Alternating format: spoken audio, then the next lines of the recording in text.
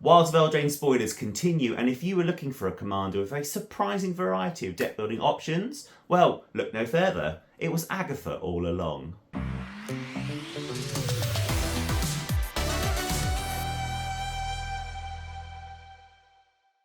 Agatha of the Vile Cauldron is 1 red, 1 green for a 1/1 human warlock. Activated abilities of creatures you control cost X less to activate, where X is Agatha of the Vile Cauldron's power. This effect can't reduce the mana in that cost to less than 1 mana. She also has her own activated ability of 4 red-green. Other creatures you control get +1/+1 and gain trample and haste until end of turn. So, Agatha is cheap to cast, her activated ability is not cheap for generic and Gruul, so if we're going to use her overrun ability as our main deck building strategy, we're going to need to find a middle ground between casting cost and activated ability. We don't have to do that because we could just concentrate on making other creatures' activated ability costs smaller using Agatha's power. So, either route involves getting Agatha super swole, and there are many ways for us to do that. We can do this with equipment like Black Blade Reforged, Ring of Valkus or Bone Sabers, power doublers like Unnatural Growth and Serpandral Hunger Dominus, but those don't benefit Agatha early on and are more welcome as finishers in the late game, or with spells adding +1/+1 counters like Arnie Slays the Troll, increasing the number of counters with Peer Imaginative Rascal and proliferating them with Evolution Sage. So we can go down the route of ramping out to equipment, enchantments and counters so we can make Agatha really big and reduce her activated ability cost. However, if we do that early, we're not really going to have a board that we can use the +1/+1 trample and haste with. And if we reduce it down to just green and red, say we somehow get 3 power onto Agatha and we're just paying green and red for that overrun ability, it's still just +1/+1 for each green and red, which is fine, it's not to be sniffed at in the later game. There are better commanders with overrun effects like Kamal Fist of Crozer, who for 2 generic and 3 green can give our creatures +3/+3 in trample, and in instances of 3 green, 3 green, 3 green, that is game ending. So Agatha could help him reduce his activated ability cost down, which would be way more impactful. So for the overrun part of this commander, I would say the +1/+1 is nice, but really we're looking at a haste and trample enabler in the command zone, and the +1/+1 is just a little cherry on top, or a little sprinkle of spice into whatever stuff she's making in that cauldron. So we are missing some crucial ingredients from this brew. I think if you're going to follow an overrun plan, you're going to have to use Agatha to reduce the activated ability costs on creatures that do it better. Let's just call her Agatha, the mother of overrun.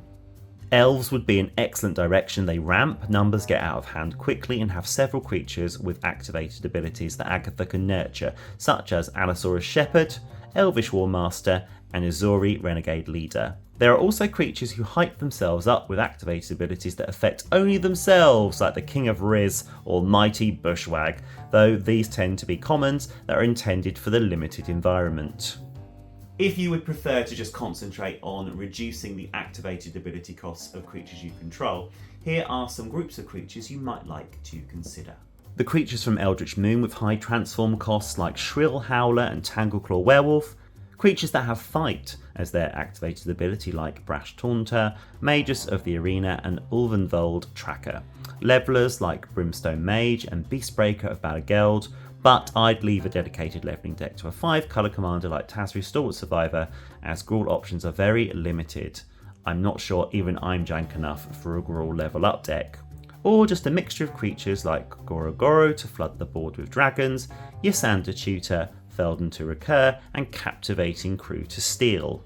But this leads me to my own deck list, and finally we have a commander that can lead a group of creatures with an activated ability cost that was mainly in Gruul from Theros and has been sporadically included in cards going forward from that set. Yes, everybody, clap with me as we introduce a commander who can finally lead Monstrosity. Monstrosity is a keyword action that gives a power boost through a one-time payment. The Magic the Gathering wiki tells me that the Transforming Eldrazi I mentioned before and the Adapt mechanics are actually attempts to repackage the OG Monstrosity mechanic. This mechanic also dictates which of the avenues we're going to use to grow Agatha. We're going to use counters because monstrosity is all about putting counters onto creatures. So at the low end, our early game plan is all about growing Agatha. Our late game plan is all about increasing the +1/+1 counters on some really big creatures, and then have Agatha come out of the command zone to give them haste and trample. But also, the best part about this deck is that all the witches in Wilds of Eldraine have their own legendary artifact, and Agatha's Soul Cauldron has direct synergies with +1/+1 counters. Agatha's Soul Cauldron says you may spend mana as though it were mana of any colour to activate abilities of creatures you control. Creatures you control with a +1/+1 counter on them have all activated abilities of all creature cards exiled with Agatha's Soul Cauldron, and you can tap it to exile target card from the graveyard. When a creature card is exiled this way, put a +1/+1 counter on target creature you control. If we exile a monstrous creature from our own graveyard with the Cauldron, all the creatures we have in play with a counter gain monstrosity. Think of the potential for growth. And also this artifact gives us Graveyard Hate, which is a fantastic thing to have in Commander, and we might just hit something that synergizes with all the +1/+1 counters on our creatures, stealing activated abilities from our opponents. We can't build for that. It's a bit like Shelob, Child of Ungoliant. You couldn't really build for whatever static effect you might get from turning their dead creature into food, but it was always nice to have a little bonus. Let's take a look at Agatha's Hungry Boys. If we can put 2 +1/+1 counters on Agatha, Arbor Colossus's monstrosity cost will be reduced to triple green, letting us put 3 +1 counters onto him and destroy a flying creature an opponent controls. Polis Crusher, Polychronos the World Eater, and Stormbreath Dragon also like to destroy things when they become monstrous, enchantments, creatures, and players respectively. Ember Swallower does the unthinkable, making players sacrifice lands upon achieving monstrous status, which thankfully doesn't cause huge problems for a Gruul deck whose mana is stored in ramping creatures. Splitting Slime and Hydra Broodmaster bring the tokens when they attain their most monstery forms, with the Splitting Slime creating a copy of itself which isn't monstrous, pretty scary when we have reduced its activation cost to just 2 green and can do it again. And Hydra Broodmaster creates XX Hydra creature tokens. Rules note, when applying a cost reduction to an activated ability with an X as part of the cost, you announce what you want X to equal, then reduce the cost and pay it. Other big bads we are running include the Colossus of Akros, which when monstrous is an indestructible 10/10 with trample. It may be jank, but jank can still be scary. Nemesis of Mortals comes with a cost reduction built in based on creatures in the graveyard and gives us a 10/10 body. Finally, Death Kiss is a goad focused monstrosity, doubling the power of creatures to attack our opponents and goading X target creatures upon going all incredible Hulk. Rules note, activating monstrosity twice will not give you twice the tokens, and it will not trigger monstrous effects, but it will stop your creature from being removed with damage if someone responds to you activating the monstrosity, because it's an instant effect which you can also use during combat. Also make your creature bigger during blocks and attacks, which makes things super unpredictable. Among these, I have planted some creatures who share similar mechanics, including one which is incredibly dangerous, and if you reduce the activated ability cost down quick enough, is game ending for one opponent. My suggestion is go for that opponent who's been rolling his eyes at your cute monstrosity deck when you take it to your LGS. Etali Primal Conqueror has plenty of value with an ETB that lets you play spells from your opponent's decks, but it's Agatha's cost reduction next to our ramp that quickly lowers that transform cost and gets us to Etali Primal Sickness, who can one-shot opponents. We even have ways to give him haste in this deck. Who's laughing at the Hungry Boys deck now?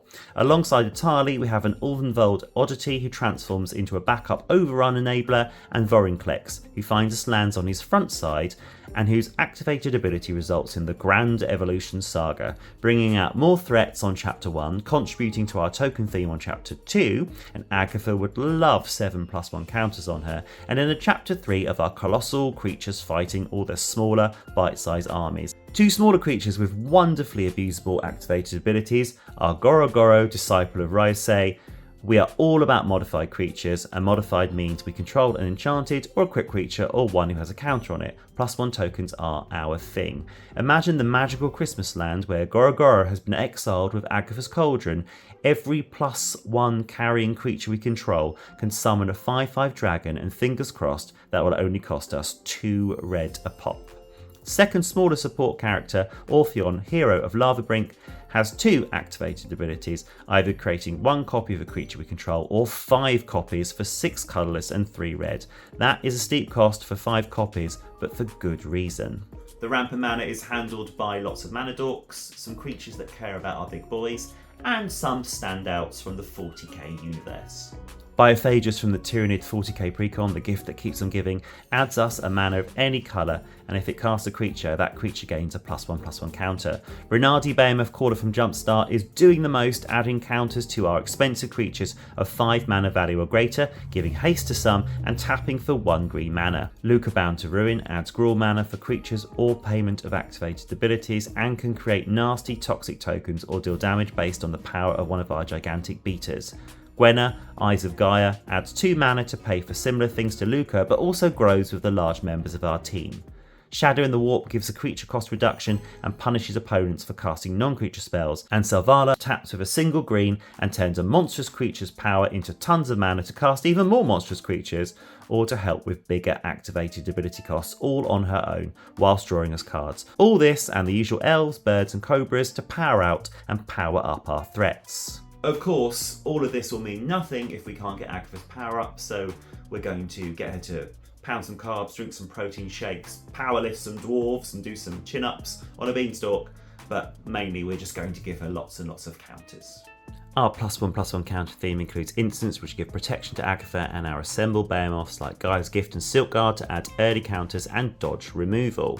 We can also target Agatha with these on the opponent's end step for our next turn, so our activated ability costs are cheaper, something our enemies will not have planned for. We will also be adding counters with more long-term effects like Halana and Elena Partners, who add counters at the beginning of combat equal to their power, and Invigorating Hot Springs, which ETBs with 4 +1/+1 counters, which we can move once per turn. Master Chef lets all of our creatures ETB with a counter once Agatha is on the board. Retreat to Kazandu gives us counters when lands ETB, and this is the rhythm of the wild, letting us flip-flop between counters and haste. Then we have Hardened Scales, Ozolith the Shattered Spire, and Kami of Whispered Hopes to multiply tokens. Remember, a creature becoming monstrous adds tokens, must have more tokens. Even the draw cards in our deck are getting in on the theme. Tribute to the World Tree draws us for our creatures of power 3 or greater and adds 2 +1 counters to smaller creatures, including Agatha and the 13 other eligible creatures in this deck list. The Great Henge, with a cost reduction based on high-powered creatures, checks notes, oh yeah, we have plenty of those, welcomes new creatures with a +1/+1 counter and card draw. Dragonborn Champion draws us cards when a source we control deals 5 or more damage, and we have the usual green card draw in exchange for high-powered creatures with Return of the Wild Speaker, Garruk's Uprising, and Rishkar's Expertise. Return of the Wild Speaker even has its own overrun option. Last March of the Ents absolutely wrecked me in my latest Let's Play Leviathan gameplay video. I was hit for over 300 plus life. It draws cards equal to the greatest toughness among creatures you control, and then lets you put any number of giants you happen to be holding in your hand onto the battlefield. Removal's a little sparse in this deck, but we are going for the greatest removal known to man and Magic players, player removal, but I have included some of these cards. I've included Beast Within, Blasphemous Act, Chaos Warp, and Dire Strain Rampage. Feel free to add more if you see fit. Finally, Tamio's Safekeeping and Bolt Bend, the card you should be playing in your big boys decks, deflects attempts to remove our investment in pricey creatures. This deck's weakness is exactly that, putting a huge investment into a creature and then a huge investment into their activated abilities. Hopefully Agatha will help mitigate that, and, you know, a well-timed Behemoth with one of those monstrosity triggers, goading the field, destroying creatures and swinging in for the victory. I mean, those are the things that create memories in Commander, and I'll take that over a watertight list any day of the week. Thank you so much for spending your time with me today. There are so many amazing content creators out there, so the fact that you chose to stick with me means a lot. And if you could hit like and subscribe, that would mean a lot too. I enjoy making this humble free content. I would like to continue to do it, and that lets me know that I am going in the right direction. And the next video that you are going to see from me is going to be all about Hilda of the Icy Crown, rounding off the Sisters 3. So hit the notification button in the way that Agatha has been hitting those weights. And until next time, this has been MtG Specs. I've been Lee.